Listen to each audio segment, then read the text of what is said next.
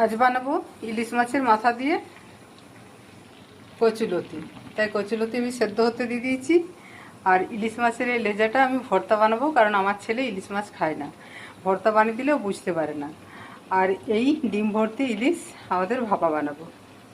লেজাটা ভর্তা বানাবো বলে নুন হলুদ দিয়ে জলে সেদ্ধ করতে দিয়ে দিয়েছি।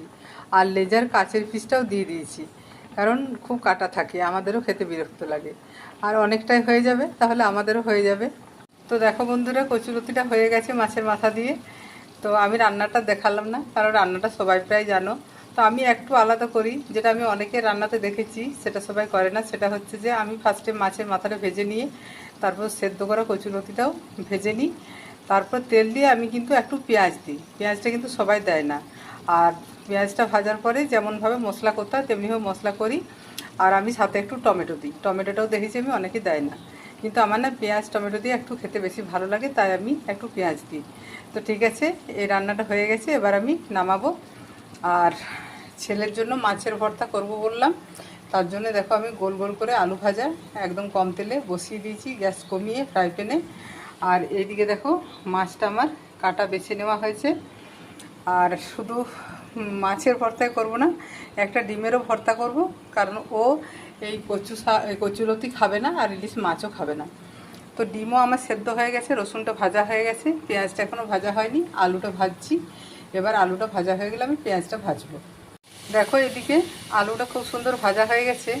এরকম করে আলু ভেজে ভর্তা মাখলে না খেতে খুব সুন্দর লাগে। আমি এইভাবেই ভর্তা মাখি বেশিরভাগই। আর এইদিকে আমি পেঁয়াজটা বসিয়ে দিয়েছি ভাজতে ভর্তার জন্য।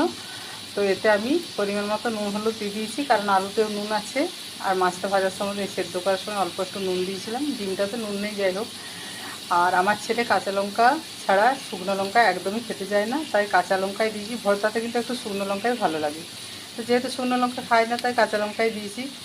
তো দুটোরই এই পেঁয়াজটা ভাজছি, মাছ ভর্তারও আর ডিম ভর্তারও।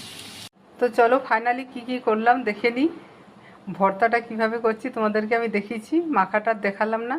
আর ভর্তাটা আমি কাঁচা পেঁয়াজ দিইনি, এমনি সর্ষের তেল দিয়েছি। আর নুন টুন সব পরিমাণ মতোই দিয়েছি, ধনেপাতা দিয়েছি। তো এইদিকে আছে ডিমের ভর্তাটা, ওইদিকে ইলিশ মাছের ভর্তাটা। আর সালাডটা এখনও কাটা হয়নি, কারণ এখন আমাদের খাওয়ার সময় হয়নি, আমার রান্নাটাই সকাল সকালই হয়ে গেছে। আর এই দেখো মাছের ডিমের বড়া করব, রেডি করে রেখেছি। এটা গরম গরম ছাড়া ভালো লাগে না, তো গরম গরম করব। ভর্তা রেডি করে নিয়ে আর এইদিকে তোমার ইলিশ মাছ দিয়ে কচুরতিটা তোমাদেরকে দেখিয়েছি, যাই হোক নামানোর পর একবার দেখিয়ে দিলাম। আর করেছি এটা মুগ ডাল আর মুসুর